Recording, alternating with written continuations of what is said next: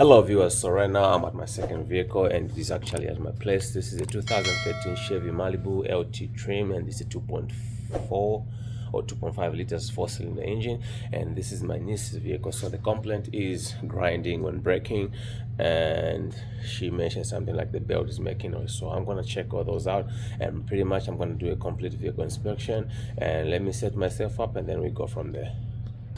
Hello viewers, so that's the vehicle. So we'll start under the hood and we'll just do a visual inspection to see what we got going on. So I'll start with the belt because she mentioned that the belt is making noise, but last time I felt like it's the water pump, but the belt looks good. So what we're going to do is we'll take the belt off all the pulleys and then we'll spin them manually and see what is causing the noise. But I'll start the car so that we can see what's going on. And the other thing I noticed was I think the brake fluid is also on the minimum level. I don't know if you're able to see it, but it's supposed to be up right here, but it's showing that it is on that mark right there. So definitely we got something going on with the brakes. When I look in the coolant, it also looks empty. So we'll try to see if we can pressurize the system and see what's going on. So right now I'm gonna start the vehicle and then we see what's going on. So I just started the vehicle. I just want to see if there's any lights on the dashboard. The hood open, that's a normal light. The tire pressure monitoring sensor is flashing right there.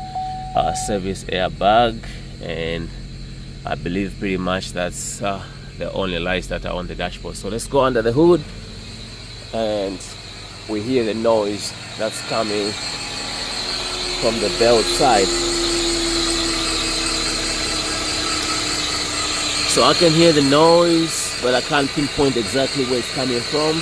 And just like I said, I'll take off the belt from all the pulleys and then we'll spin them manually. But I suspect that the water pump is the one making noise, which is right here. But again, I don't want to make the call. I did the alternator on this one, which is right there. So you can check it out on my channel on how to replace an alternator on this vehicle. So like I said, I'll take the belt out, spin the pulleys manually, and then we'll find what's making noise. So right now, I'm gonna set myself up to take all the 4 wheels out to do a complete vehicle inspection.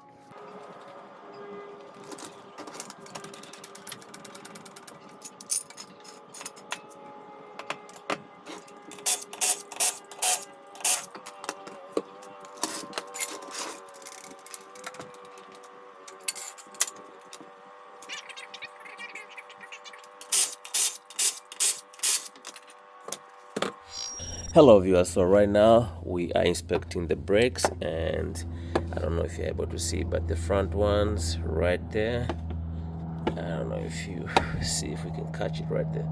The front ones are metal to metal, so we are going to replace those. And when I'm looking at the struts right there, you can see they are leaking and they are old. And when I try to swing the sway bar link, it looks okay. The tie rod looks okay. The CV axle is good. One thing I came to check is the control arms are cracked in there. I don't know if the camera will pick, but definitely the control arm bushing, rear bushing is bad. So right now let's head to the back and see what we got going on. So on the back everything looks good, though the brakes are a little bit low, but still okay. The shock looks good. Let's head to the back left.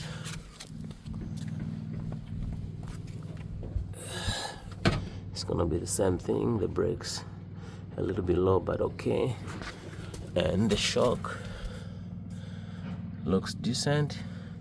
So we'll head to the driver's side. Front, if we look in there, this side, they're just too much low, but pretty okay. But either way, the other side is bad. We are going to change it. Sway bar link is good. The shock is leaking right there. The tie rod is good. CV axle looks okay. CV axle looks okay on both sides. But the other thing I've seen is the control arm, rear control arm bushing is cracked. So suspension wise, wait a minute. So right there you can see the CV axle is sipping grease. So we're going to let my niece know about that. And then pretty much on the suspension, I'm going to recommend the shocks, the struts I mean, and then the CV axle. But for today we're going to do the brakes definitely, and lower control arms, I'll recommend those two. And then right now let me go under the hood and see what else we got going on. So right now I'm under the engine, and this is what I'm checking out. You can see this front motor mount, it is cracked. I'm going to recommend that as well, and for that I'm going to recommend just all the 4 mounts. There's one here, one in the back right there. There should be one on top under the battery, and then there should be one this side on top as well. So 4 motor mounts. And when I was looking, I came across this wire, and you can see it's broken right there. So I need to figure out where it goes and where it connects to. But when I was looking down here, this caught my attention. I don't know if you're able to see.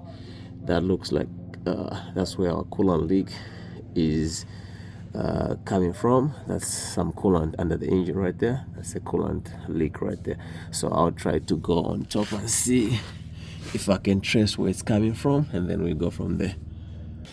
So on top you can see that is where I was at the bottom. There is all that's coolant. So when I followed it up, it comes up and we look like we are leaking from the radiator on top. If you squeeze in right there, I know the camera cannot pick it, but definitely we are leaking from somewhere right there. So that's where our coolant leak is coming from. Let me see if I can get a better angle, and then we go from there. So right now I'm trying to see if I can take the belt off the pulleys, and then we see which pulley is making noise, or it should be the water pump, I don't know, but we'll check it out. So the first thing is to pull this red tab off. This is the locking tab, and then press on the tab right there, and then pull this I believe is the mass airflow sensor. Grab yourself a flathead screwdriver to loosen these clamps. There's one here. I decided to loosen this one, and then I'm gonna pull it off just like so. And then you just have to use a little bit of force to pull this whole thing from these rubber grommets. It will come off just like so. So right now I'm gonna put this ratchet right there, and then I guess it has to go the opposite direction. Let me change direction.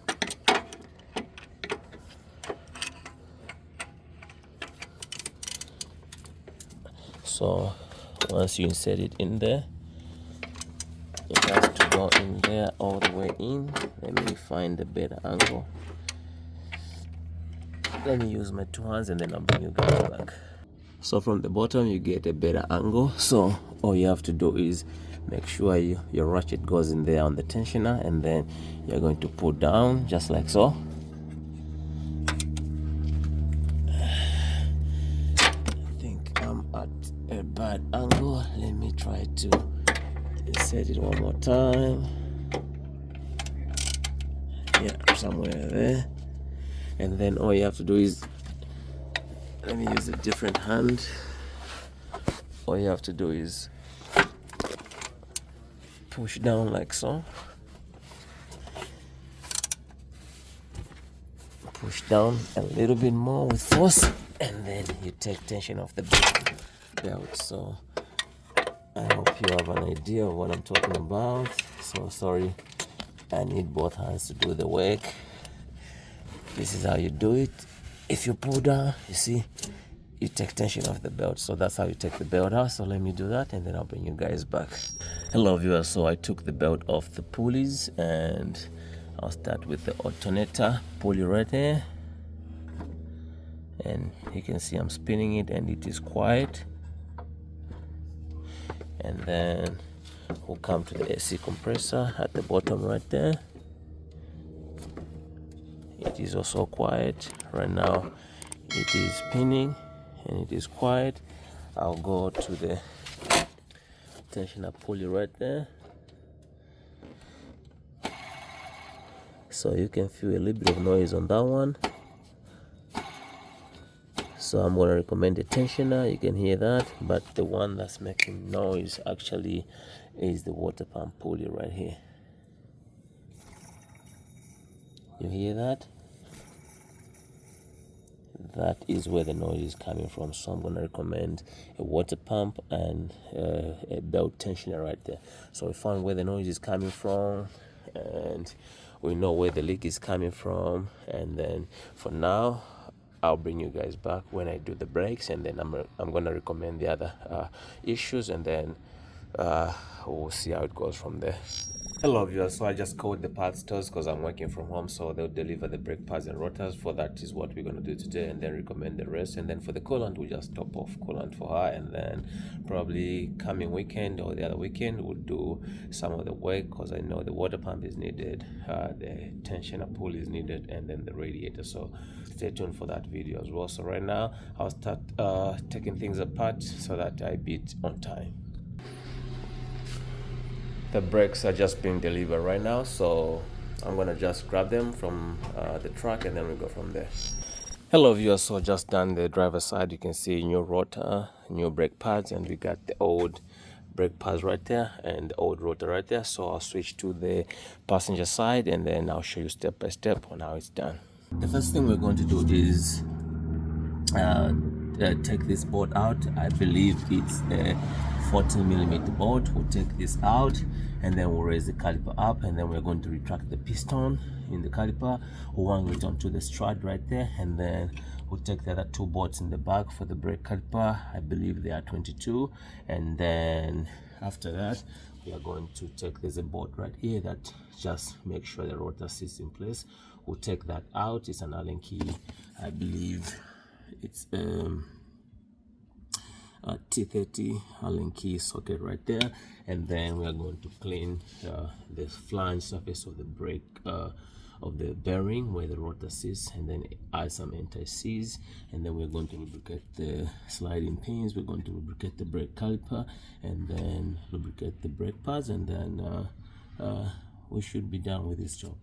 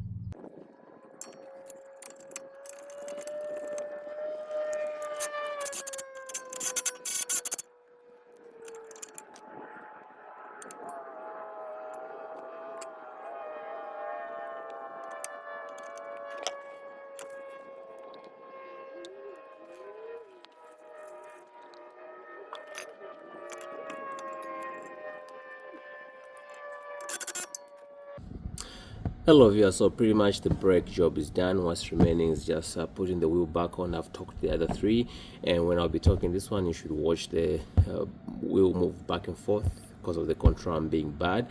And then the only other thing is that's remaining is just putting back the air filter box and then topping off coolant. So the way you sit the brakes is before you start the car, pump the brake pedal until it's hard, then start the car, pump the brake pedal one more time until it's hard, then you have to go to punish the brakes on the road, go back and forth, and then keep stepping on the brake, and then pretty much that should be it. So right now,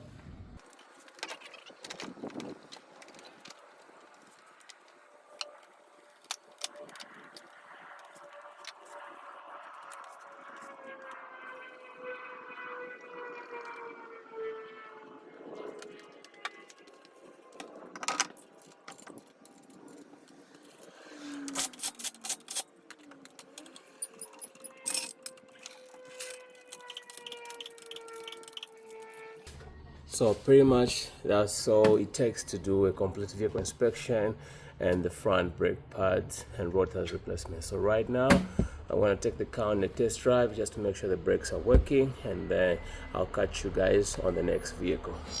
Hello viewers, so right now the fourth car of the day just checked in, so I am going to take a look at what's going on. Customer complaint is the engine check light, and they want me to do a complete vehicle inspection, but due to time I'm just gonna do a visual inspection and then we go from there.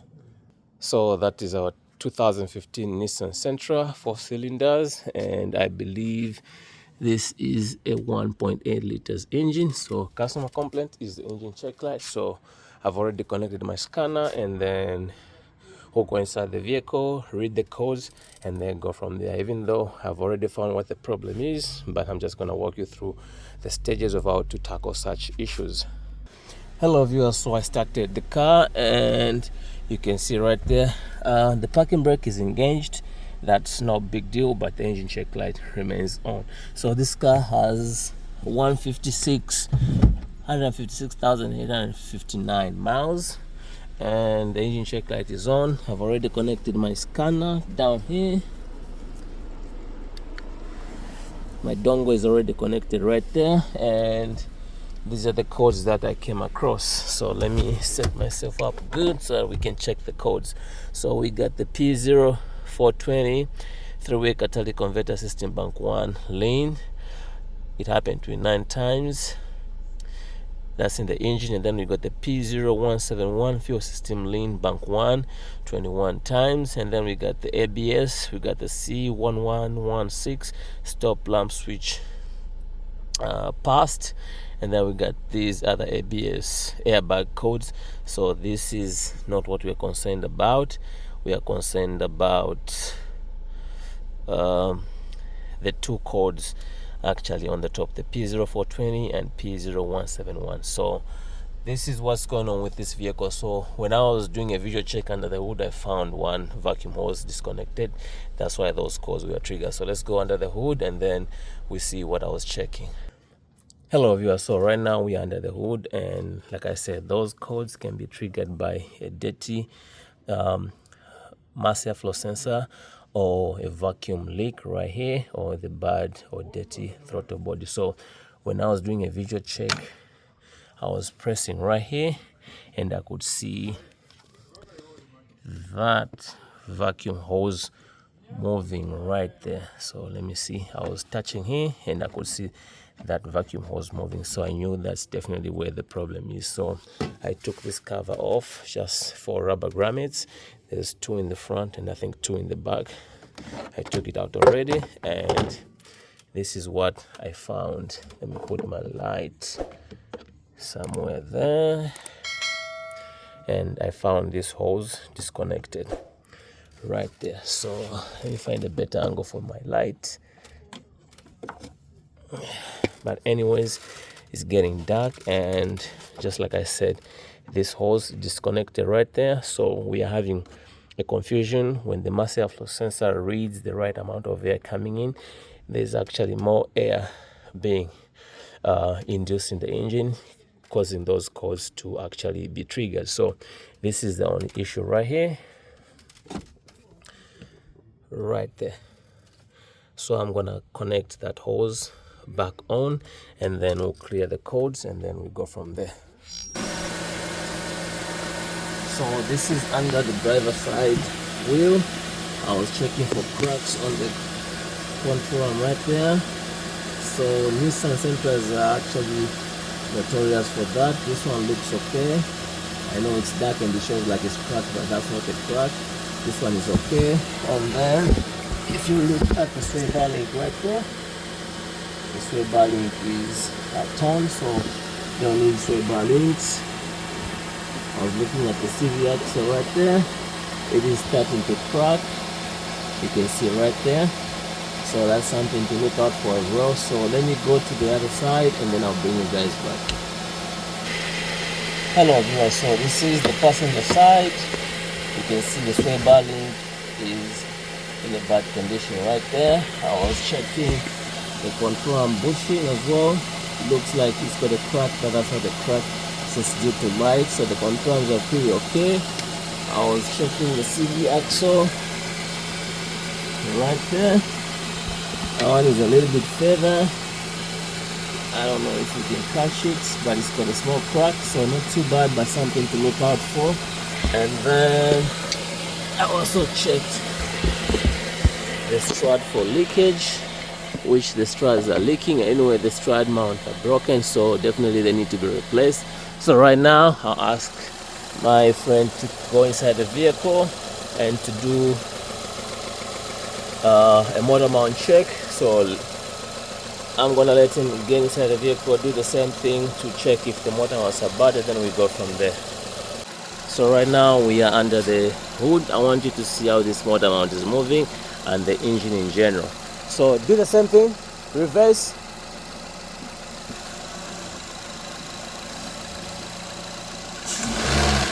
You see that movement right there?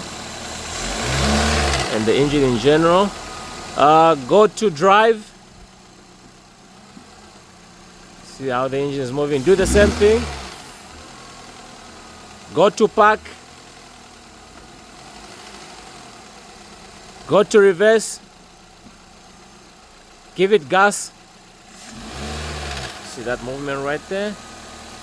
And so all the mounts are going bad, so we are going to recommend those mounts, the struts, sway bar links, and then maybe a tune-up, and then we'll see what else we are going to do on this vehicle. So right now I'm just going to connect this vacuum hose for the customer, and then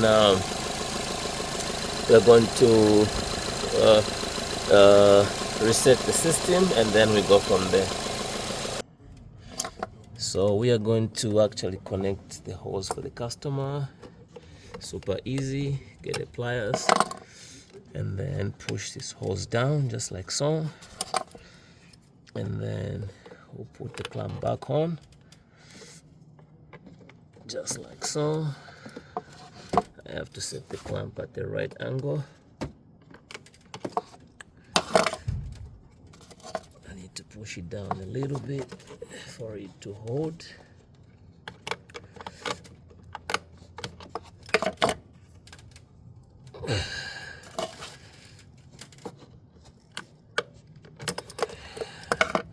There we go.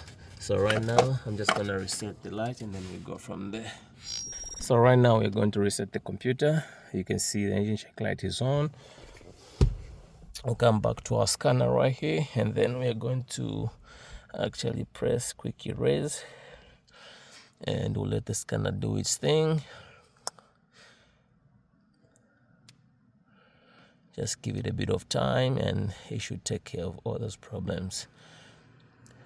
So you can see right now everything has been cleared, and then we'll come back to the vehicle, we'll turn it off, turn it on, and our engine check light is gone just like so.